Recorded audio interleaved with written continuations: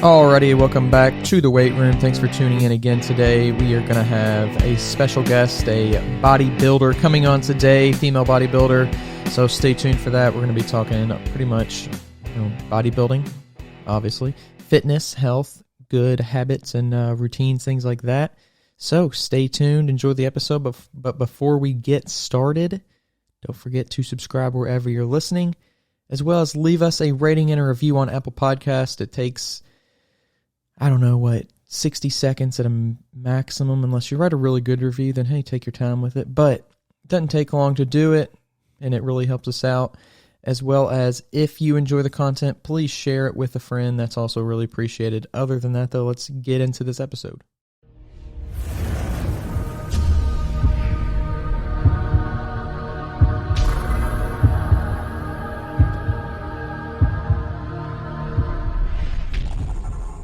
My name is Paige Sabedra, and I currently am based out of Pittsburgh, Pennsylvania. And so I have just earned my IFBB Pro card in figure, and that happened at USA's at the end of July. So just to kind of say about a brief history here about myself with bodybuilding, I've kind of been seriously working out for 5 years.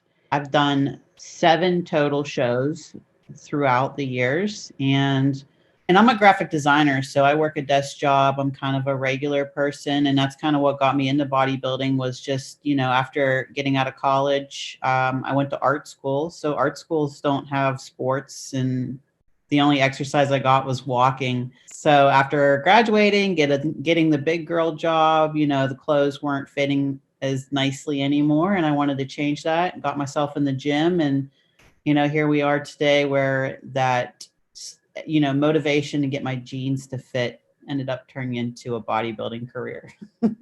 I think that's really a good example of how you have no idea where the journey is going to take you, no matter when, what you get into it or what you get into. It's like, you might start out just like, this is my exercise, and I'm walking to, through the park, and in 4 years you're doing triathlons. It's insane. Like, what you have no idea. And I posted something on my story yesterday about, like, don't limit yourself based on what your current abilities are and what your current, ideas of what reality really is. Mm-hmm. I agree with that, and it's also the people that you meet. I had met people at the gym who got me into wanting more for myself with lifting. And then eventually one of those people said, hey, you should do a bodybuilding show, which I'm sure if you talk to some other bodybuilders, that's usually how it can end up sometimes, is somebody puts it in your ear that it's an idea. And then you go on the internet, go on Google, look up, what's going on or how to get into it. And one thing leads to another. So it's the people that you meet in your life can end up, creating these like awesome future goals for yourself too. Yeah. And I think bodybuilding is one of those things to where it's just a cool community to where people are encouraging like that. It all it does for them is it creates more competition, but it's like, hey, become part of the community, because we're all bettering ourselves, and we're really just, just because somebody else gets into it doesn't mean, it's not still me versus me kind of mentality. And I think bodybuilding, there's several different, especially when it comes to like the single person sports. I think it's really like that is, even more maybe looking into like powerlifting and things like that. But whenever you first got into making that transition into the gym, how did that go over? Because I know a lot of people struggle with that. Well, when I first got into the gym, I, like I said, I wanted my jeans to fit a little better. And, from walking to school, that was all that I knew. I said, well, I guess I just got to do some cardio, right? Get on the treadmill. That's all I knew. But in reality, there was that side of me too that wanted some muscle. But you kind of find out that cardio is not really where the muscle's built. It's the weights. And as a female, that can always be pretty intimidating. So I eventually, after a while, got a personal trainer, and that's kind of where I started. I'll be honest, like I said, I don't have much of a sports background other than some things in high school, but I did, think that the personal training was the way to go. I just needed the help, and somehow I just knew to seek the help. Yeah, I think that's a big struggle. A lot of people, they just, I think for many reasons, one maybe being that like it's uncomfortable inviting somebody into that really personal part of your journey, especially at the beginning. It's where you Mhm. don't have much confidence, you don't have much experience, and it's like, this person is going to give you a little bit of both of those things, but you almost have to give up a little bit of that privacy, which is a very hard thing to do. It is, and I mean, it's hard for me to say that it's easy, but I'm an extrovert. Like I'm very outgoing, and I like to talk and meet people. So I know that it's kind of the opposite for the most part in bodybuilding. I think a lot of people just focus on themselves and they're quiet. But for me, I like was very open to seeking help. I wanted to meet people that were doing what I wanted to do, but I needed a little push. And how long did it take for you to, start doing the weights and start realizing that this is something that actually is, beneficial for me? So when I got into the weight room and started to learn and get a little more like confident with the range of motions and just the different exercises, because I did have a log book. So that log book really helped me so that I could write what my weight was one week and then maybe do the same next week. Or the exercise order was also really important, because when you're at the gym and you're not completely sure what to do, sure does help to have kind of like a game plan so that you're not kind of like wasting any time or feeling unsure. So I would just kind of like continue to do what I was kind of taught. So I don't know, it's almost like you got, the personal trainer was like a good course. And then after a while, like, because you don't want to have a personal trainer forever, you want to just learn and move on and be able to do it yourself. So that book, I just had my notes. Following keeping track of your progress and following some kind of like program or just something, I think is so important. I mean, obviously it's important from the aspect of that's where you see the most progress, but like, I think it does build confidence because you go into the gym with this idea of what you're going to do. It definitely does save a lot of time because you're not like, okay, well, what do I do next? Because I think it's like most people have those go-tos that it's like, okay, it's going to take me too long, or I don't have enough of this, that, and the other.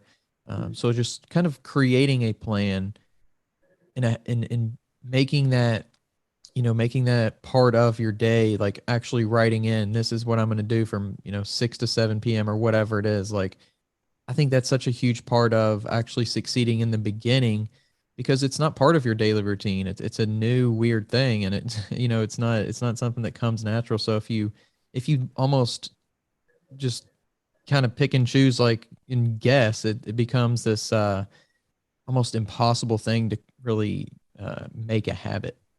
Yes, it's a lot of routine and discipline. And as we, come into the new year, you're going to want to save time. It might get busy in the gym, and if you have a plan, like at least you'll be confident and be like, this is what I'm going to do. And then honestly, like with how busy I've seen the gyms getting, maybe have a plan B for some of those exercises in case you can't get the machine you want, because there's more than one way to do a bicep curl. You can do it on the cables, you can do it with a dumbbell. And if you can't get any cables, go grab a dumbbell. And even if it's like really lightweight, like let's say you can't get your normal weight, do some extra reps. So obviously, these are things that I learned along the way, but there's more than one way to do something like that. Definitely. So after you kind of mentioned like somebody putting it into your ear, hey, you should try bodybuilding kind of thing. How long did it take for you to hear that and then almost be like, maybe I should do that? Yeah, so whenever I was actually told to look into bodybuilding, I kind of like looked up some local shows. And to be honest, the personal trainer that kind of put it in my ear wasn't like a bodybuilding coach, which I want to say a personal trainer and a bodybuilding coach are two different things. So my first show that I decided to do, I kind of just had a personal trainer helping me work out, but I was doing all the back end stuff. So I would say I would assume about this time is when I kind of got it in my ear. Maybe a little, maybe like more September if I was going to put a date on it. And this was back in 2015. So my first show was in 2016, and that was in May. So if that kind of gives you like a little timeline, I'm not really good at math, but so from like September to May is probably the timeline I can roughly say from when I was told to when I actually got on a stage. And did you feel like, that first competition, did you feel ready both physically and mentally? So I definitely want to say that I felt good mentally. As for my first show and just being around the other girls, I knew that it's a first show. I knew that I just was trying to put my toe in the water and see what happened. And honestly, like for where I was, I did lose some weight, but looking back at it now as a professional, I'm like, that was like no diet. I don't think I did like any cardio. I just was relying on the weights and somewhat of like just not eating so much kind of mindset. So I thought I did all right back then. And that kind of, I think, is in a weird way kind of maybe a good thing too, because it's like it didn't shock your system. It didn't completely like freak you out about, oh my gosh, I have to do all this stuff, and do I want to keep doing it if this is, something that I enjoy, getting on stage. Was that second time you went around, was that kind of when you started doing those things though? Yeah, so my second show is actually a whole different organization. I ended up going from like a smaller organization to another step. So that was when I was like, I think I really like this. I think I'm ready to go to the NPC.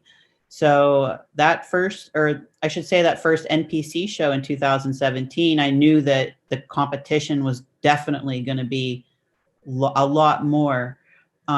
So I felt better that I was going into, I guess you could say like a harder organization. Like I felt like I was like taking a big step for myself, which I felt confident about. But I also, didn't do all that great, but I knew that I wanted to put on more muscle anyway. So I think by that second show, I actually wanted to move up into a new division. So it was almost like, I know I'm not ready for that next division, but I'm at least going to try a new organization. Gotcha. And I kind of mentioned the mental aspect as well, when it comes to bodybuilding. Do Mhm. you think that the sport overall, do you think it's more challenging from a mental aspect or more challenging from a physical aspect? Lately, it's been very mental for a lot of people. It's obviously always going to be some physical challenges. And I know that it's different for both men and female. I think both genders will have different struggles throughout their journeys, especially like hormonal and stuff like that. And then that can affect people mentally. Obviously, the hormones are a huge part of the brain and everything in your body in general. So, yeah, I think you're gonna take a hit for sure. Yeah, I think that's one thing a lot of people, and I guess that's the benefit of having like a coach there too, is whenever you start it does change, especially I've heard during prep, you definitely feel a lot different, and it can kind of wear on you. And I guess that's why, you only do it for a short amount of time. But Mhm. how did that really affect you during your first one versus kind of how it affects you now? So my first one, I feel like I didn't have that pressure. I didn't have a coach, and at that time, those first couple shows, I was just kind of going off of like me. I was just so like confident and motivated to do something new that I just kind of was like, I don't. I feel like a lot of bodybuilders will tell you they're very competitive. Obviously, it's a competition, but I'm more about having fun. I'm about the experience. So I guess that's where I was mentally. So that takes a lot of pressure off of things is when you just go into shows having fun. And I think that's even carried on with me now because at my last show where I won my pro card, I went in telling myself, we're going to have fun. Like it's been a long year and I just want to go on stage and I really enjoy posing. So I had a blast and obviously I won. So I just feel like if you get so stuck in your head mentally, you're not going to have as much fun as you could. And maybe if you don't get too inside your head and overthink, you'd be really surprised what you're capable of. Yeah. No, I think it is. It's like a, kind of a release on that stress whenever you just realize that this is an experience, and how Mhm. bad can it be? You know, how bad can things really turn out at the end of the day? So I think just in that you can put that into any situation, just even if you're just going to the gym for the first time, it's like, okay, I'm a little nervous about going to the gym, get about going in and people, always think that people are gonna be looking at them and judging them, but that definitely I think is a lot less than people are afraid of. But even if they, even if you do something embarrassing and then do something that is a little bit, newbie like, most people are gonna understand, and most people are also gonna probably be supportive and maybe come over and try to help you or ask if you need help or whatever it is. And just putting yourself out there is a big part of a physical journey, whether you're a bodybuilder or just the kind of the average gym goer. Yeah, and if it was easy, everybody would do it. And it's a huge step to get into the gym. And even if you do a little bit every day or whatever your schedule allows, just know that you made that attempt, and that's good. It's better than nothing. Definitely. So you've mentioned, you recently got your pro card, and that's definitely really cool accomplishment. What do you think has been like a turning point for you? Was it something different you've done in your training, in your diet, in your prep? Like what has been different recently? So I do have a coach now, and I want to say that she's been a huge life changer. To be honest, I don't want to say game changer. I mean life changer, just because she's not only helped me in every way of my journey, but just the way she even still is. She's kind of like set me up for success, and she's the kind of coach who does care about the physical and mental of this sport, because it can be a lot. And she's someone who she has a military background, and she's got like that tough side to her that's like, there are no excuses. You still need to do the work. But then at the same time, she's like, listen, if you're having a hard time, like it's okay to, skip the gym today, because if you only got 6 hours of sleep, or maybe you're not feeling good, like why don't do that to yourself? Like don't go to the gym and wear yourself thin. So I do want to say that it does help to have that support. It does help to have that kind of person in your corner. So that's probably the biggest part of my fitness career right now. And I think that's a hard part for people to do by themselves, is to like say, especially if they're really dedicated and disciplined, is to be like, whenever they face a struggle, it's almost like they don't want to give into that struggle or that whatever it is, that situation. But at the same time, you have to take care of yourself.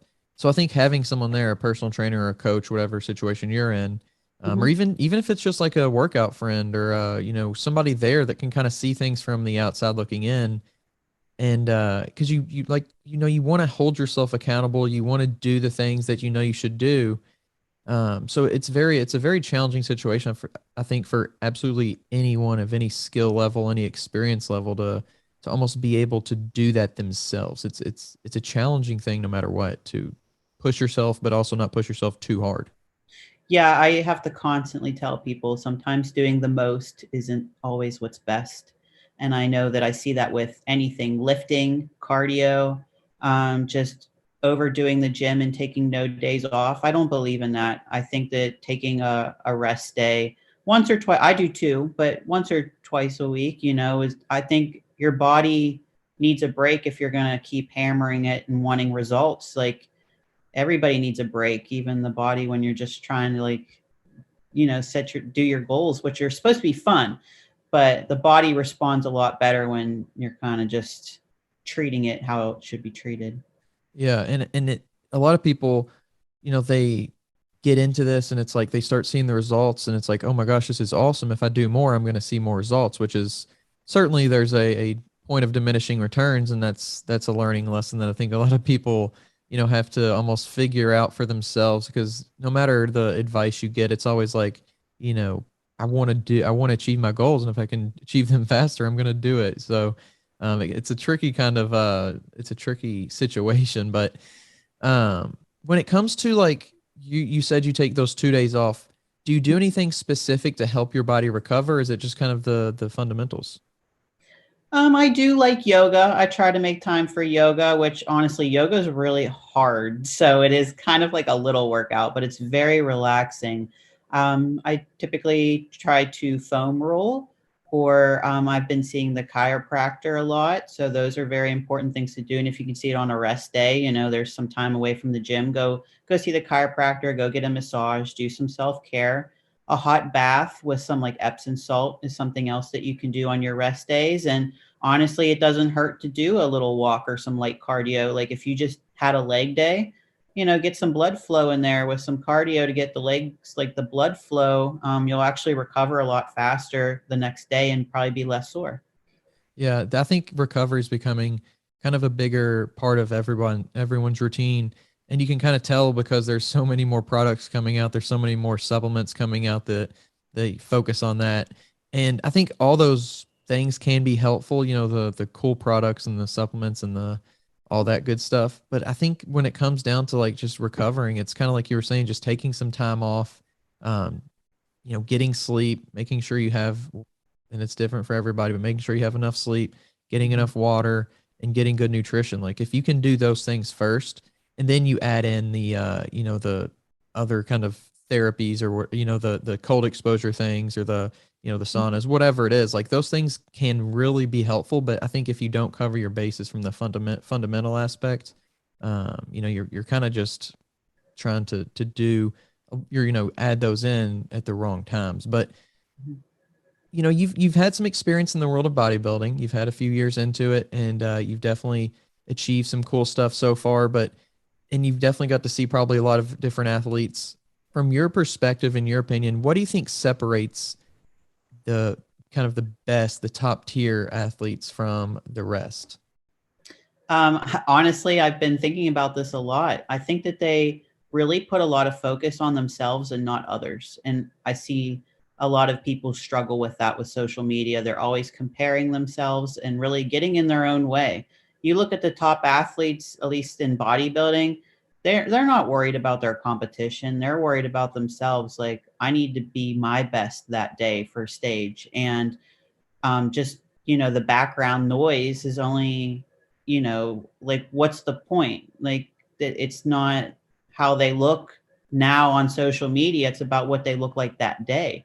But you don't really know until that day, because with bodybuilding, people can change a lot in 24 hours. So it's not like you're like surveillancing your competition. So honestly, what's the point in stressing out when it's just do your best, get on stage, and I don't want to say hope for the best. I mean, you're kind of hoping for the best, but if you're doing what you're told, why should you have any doubt?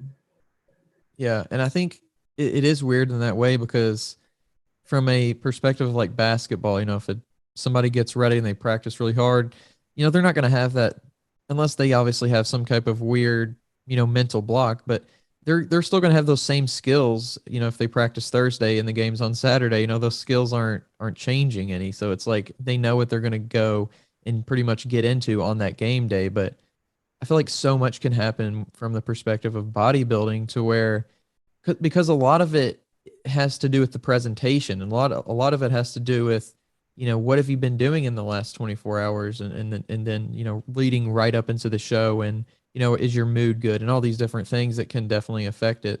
How do you kind of, is there something you do, like a routine that you do within the hours and maybe day leading up to a show?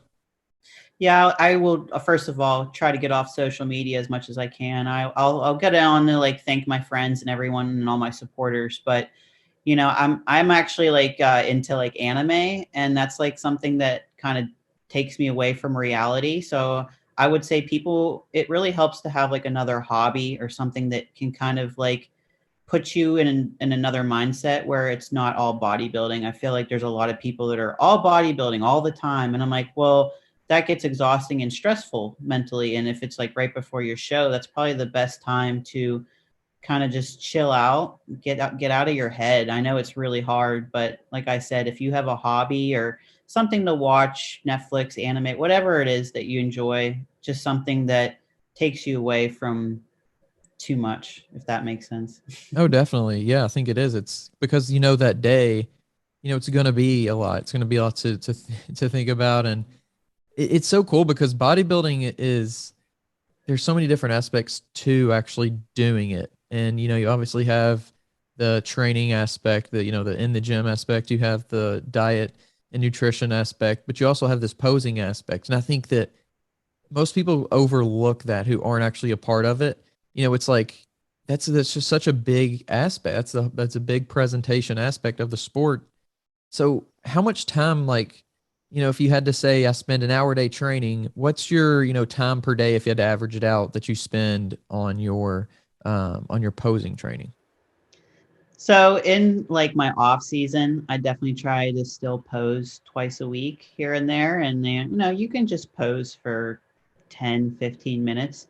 And then when you get to prep, I mean, I was posing 3 times a day for like 10 minutes or so. Leading up to the show, it's very important to just make sure it's very fluent, but you should be practicing your posing all year round because it just becomes so natural. And even like posing is important, but I think people also forget the transition part of posing. Yeah, you can stand there and hit a pose for the mirror all you want and get good at it, but then what happens whenever you're doing that whole presentation and it's like the fillers in between, like when you're turning to your side pose, it does get a little awkward to watch somebody who has to like stumble on their feet for the next pose. So it's definitely a lot of practice, and you have to make the time. So even like I said, if you can do 10 or 15 minutes, fit it in.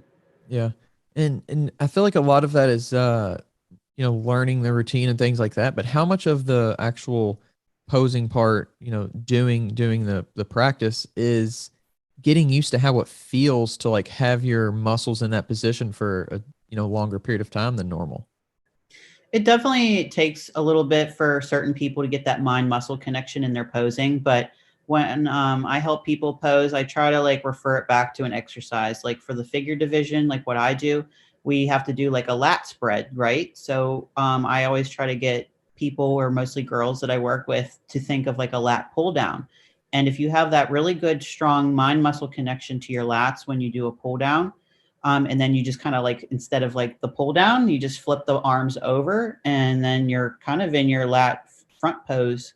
But because really, like, you shouldn't really have to flex your arms too much in that pose, but it seems to help girls when I try to like refer things to an exercise that they probably do in the gym that they should feel that muscle. And if they don't, I'll be like, well, when you do that exercise, start to try to feel for it, because then when we refer it back to posing, then it will click.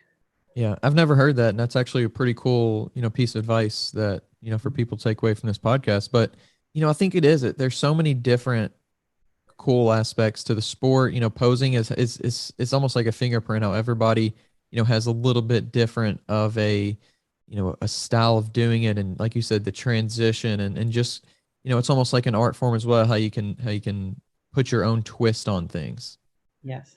Yes. And I want to say too that that is a part of bodybuilding, like competing. Like some people just like lifting weights, and that's cool. Like if you're big and you just like bodybuilding in that way, but if you want to get on stage, posing and presentation is a part of competitive bodybuilding. And you don't want to put all that hard work into what you did to get on stage, because they say it doesn't matter sometimes if you've got the best physique. If your posing's not good, like, they could dock you in points, So, and it should be fun too. Like you should kind of enjoy showing off your body a little bit in that sort of way and having your own style. And I don't know, and they're taking pictures of you too. So you got to think, you don't want to rush your posing either when you're on stage, because you're getting some nice pictures of your posing. So slow down and enjoy.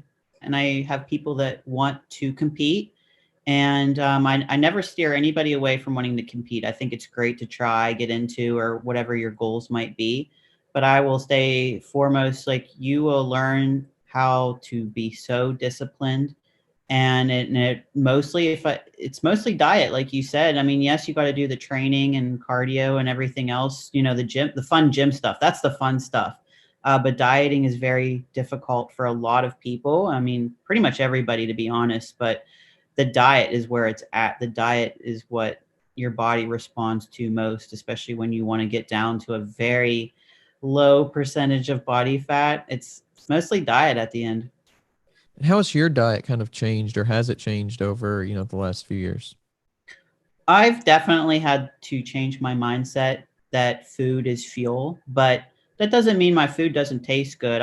I've gotten creative with low calorie sauces and seasonings, and that I love all of my food. So working with my current coach, also, she's given me a lot of variety. She always asks like, "What foods do you like?" So I'm not just doing chicken. Like I love fish. So I've got a lot of fish in my diet, shrimp, salmon, whitefish. And I do know that that digests well for me too. So I just feel good. Not only do I like to eat my food, but it makes me feel good because gut health is a huge thing too. In our anybody, gut health is very important.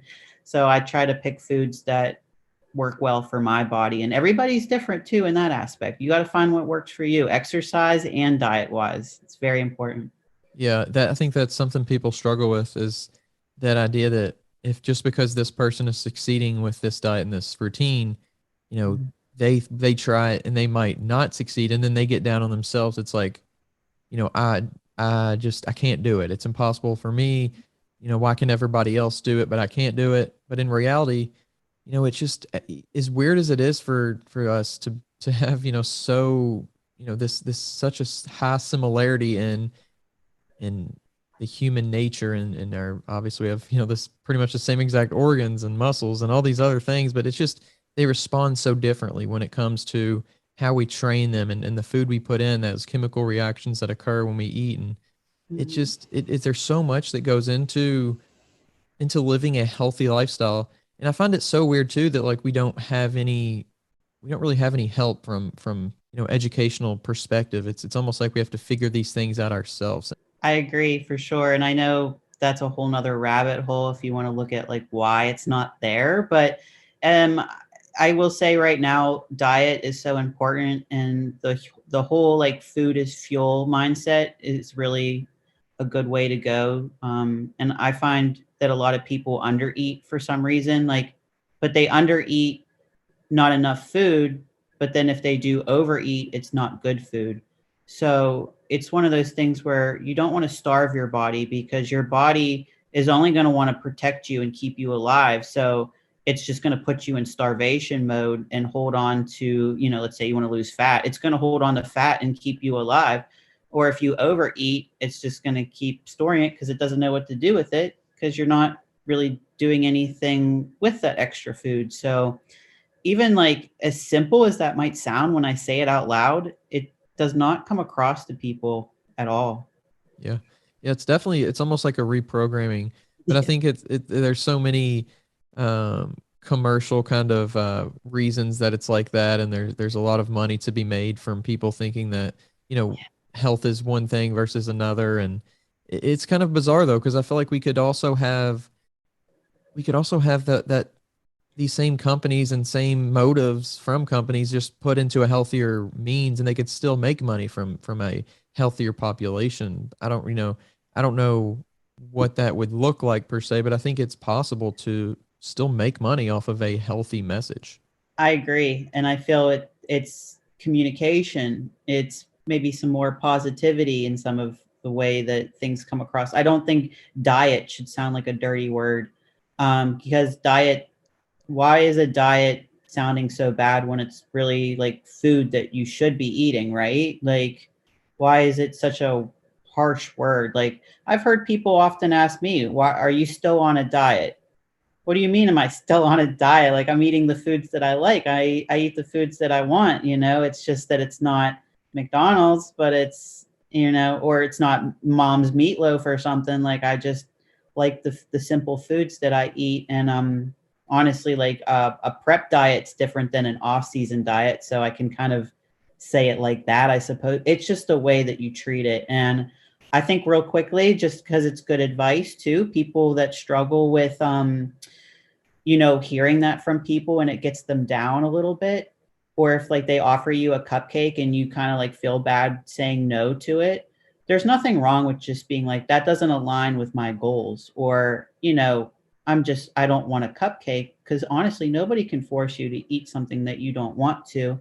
And I know that that causes some food anxiety for people, but just know that, just just hold your boundaries, and just, it's all about how you respond. Just say that, oh, no, thank you. Like, I don't want that right now. It's just, you got to make things sound a little more positive. It's harder for people to break you down if they, in some type of way, feel offended or something. Just be like, no, thank you. Yeah, no, I completely get that, and it's I think the same's true with like alcohol. It's the things that most people are just like, yeah, I'll take that, or yeah, I want that, or I can't wait to do this, can't wait to drink tonight, or I can't wait to eat that whatever tonight. And whenever you kind of have that reaction of like, well, I don't want it, it makes people like question what the heck's wrong with you in a way. And I'm not the person to like not eat those things a lot of times. I haven't recently. I've actually been, only eating, I've been eating, no dessert, no alcohol and things like that. But Mhm.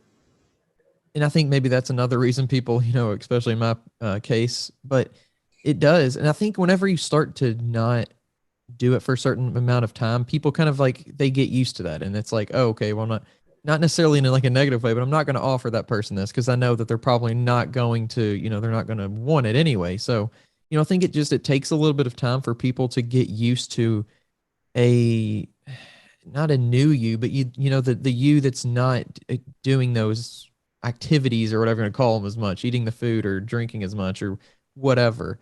But when people start to notice that that's what you're doing, I think it becomes a little bit easier from the perspective that you're talking about, where it's like you hate to say no to somebody, but you also don't want to, you don't want to give up what you're doing.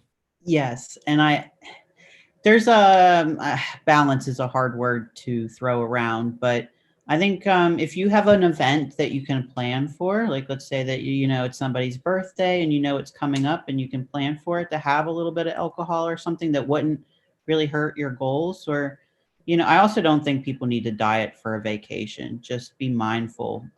So it's, again, it's a mindset thing.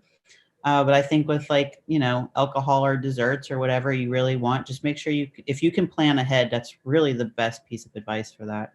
Yeah, it definitely does. It helps to and one thing I struggle with, I actually talked about it. I think I talked about it at least in my last podcast or one before.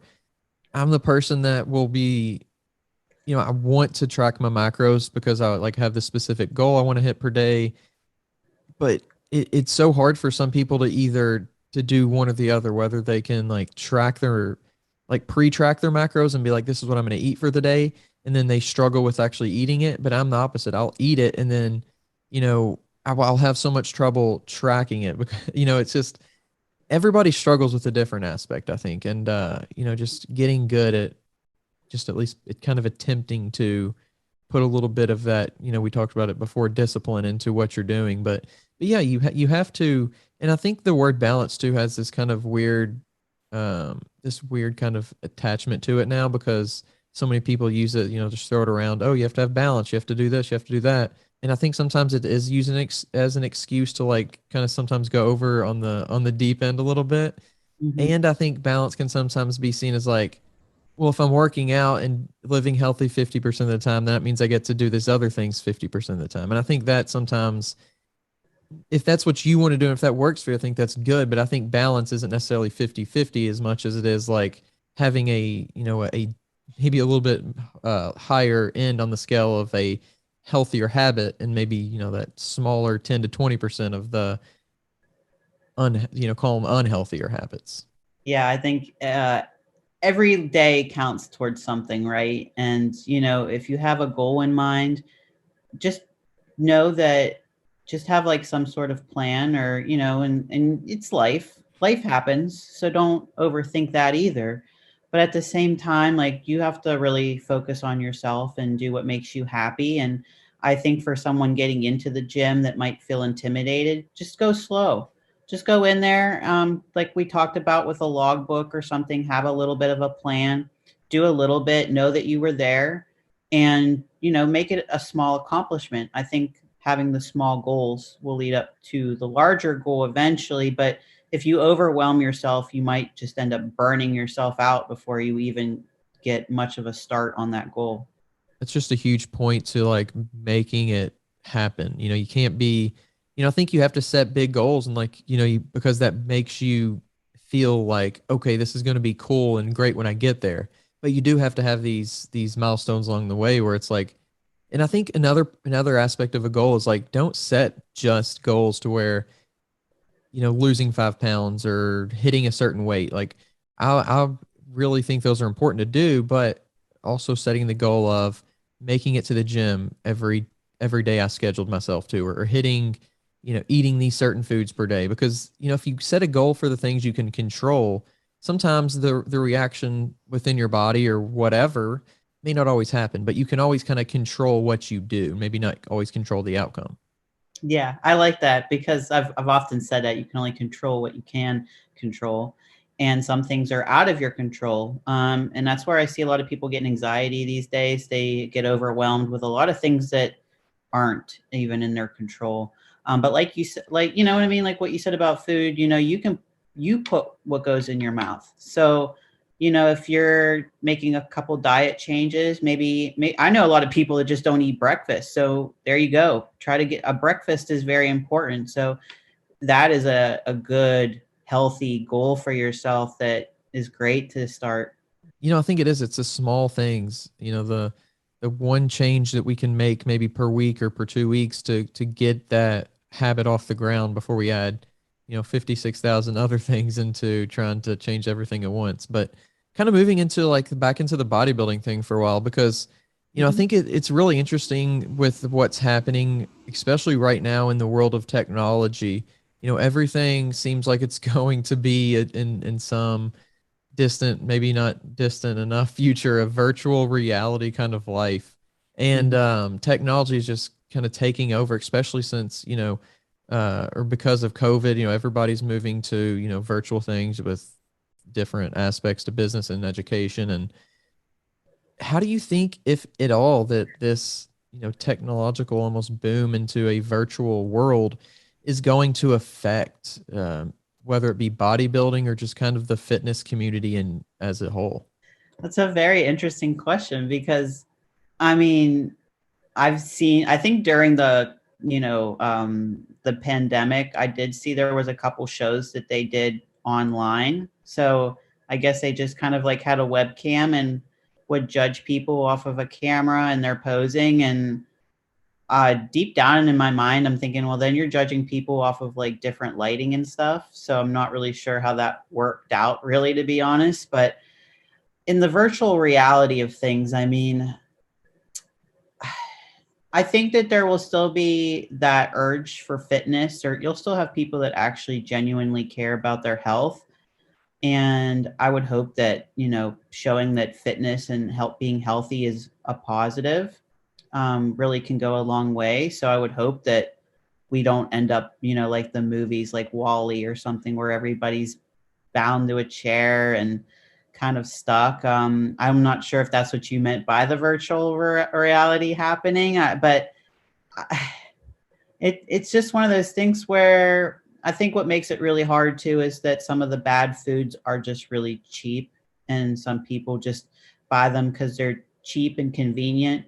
But cheap and convenient doesn't mean it's good for you long term, right? I think the quote that I've seen recently where they say, if you think health is expensive, try illness. So Yeah. that's a different way to look at it, where yeah, like you might be paying a lot of money for something healthy for yourself now, but if you don't and you end up with a sickness later on, those hospital bills and everything, they're not cheap. I mean, even a funeral is not cheap. So what are you gonna do? Yeah. It's funny you mentioned that the hospital bill thing, because I saw, and I think it was type 2 diabetes. It was like an average of $17,000 a year for those medical bills. And, you can do a lot with $17,000 a year when it comes to living a healthy lifestyle. But yeah, it's a short-term versus long-term thinking and gratification that I think is kind of out of whack for the times that we're in right now. Yeah, when it comes to foods being expensive, I'm like, there's a lot of healthy foods that are kind of cheap. Potatoes and rice are pretty cheap, and chicken's pretty cheap. And I don't do tuna, but you can buy cans of tuna. And to be honest, that's probably a lot healthier than some other preservative meats that I've seen that you buy frozen or and I know, to be honest, I know people like those like plant meats that are like fake meat or whatever that come in, they still come in a preservative box with a lot of sodium and other chemicals in it. And that's not good for you either, to be honest. So, I mean, you can't go wrong with just trying to get your fresh produce and meat and eggs. And honestly, I work in grocery store advertising, so I know that they always say you want to stick to the outside items. The inside on the aisles are usually all the boxed preservatives and all the garbage, I guess you could say, like the perishables and stuff. So try to go for as fresh as possible. Yeah, and I think it is. It's funny to hear people say it's so expensive to eat, healthy food, but it might be more expensive if you're going to, you know, especially on the inside aisles, if you're looking at like the organic or the keto or the this and the that. But if you're looking at like a bell pepper, that I mean, I don't know, prices are definitely different all around the country and the world, but like you can get a tomato or a bell pepper or an onion. Like these things they're not expensive, and they're just small things that if you add them into your diet, you're going to get different, nutrients and phytochemicals and all these different things that are going to, starting from the inside of your body, change you from the inside out. And they're just going to make you feel better. And I think, getting away from processed foods in a world where we think about mental health so much, I think the way that we eat is causing a ton of mental health issues that we don't, connect the dots on for some reason. I agree. I mean, eating better is going to make you feel better. I know eating better and drinking water is going to make your hair and skin better.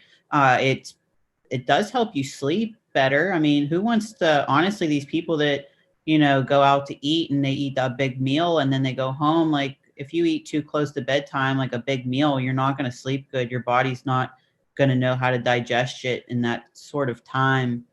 And then you might even wake up not hungry, and then that throws off the whole metabolism that you're trying to build with better foods during the day. So as fun as it is to go out, but if you overeat, you're kind of just like setting yourself up for like a failure later. And mentally, like, who can function on low sleep and just groggy digestion and feeling so slumpy? It's very important to get better habits for one, but to get better sleeping habits. I think if we could, I love fitness and I love like the diet nutrition side, but I really think sleep is almost this thing that we're not, as a whole planet, probably 90% of the planet not doing to the best of our, ability. And we're not, and there's just so many different barriers to it. Unfortunately, you have the social media, you have the phone and the TV and the Netflix and like you were talking about, even the food that can affect our sleep, and all the lights around people who live in a big city with the lights and the noise.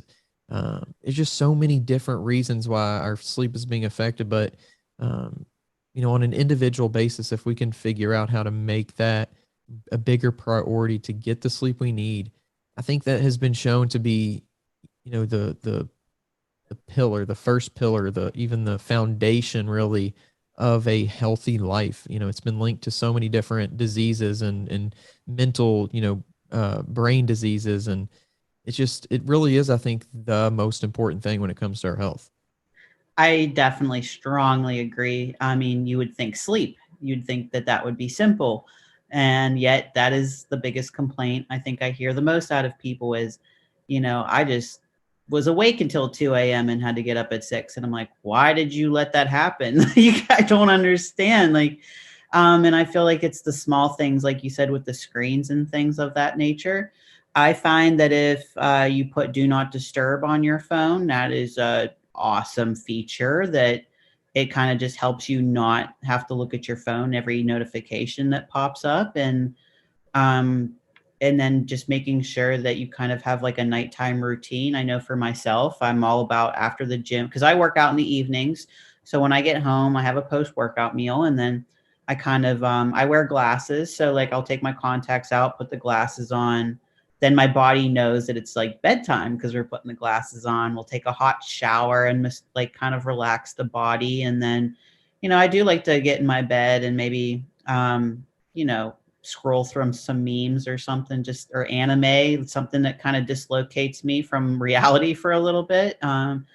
And I just kind of relax. But I also live on my own too. So I'm sure some people might have other distractions, maybe like kids or something that need some attention before bedtime. But I guess what I'm really just trying to say simply is a bedtime routine that you do every day and stay consistent with is how you're going to get the best sleep. And don't get me wrong, you'll have good days and bad days. We all do. But if anything, like the body works the best on routine and consistency. We kind of really are like a computer or technology, a machine, I should say. Just we have to work that way.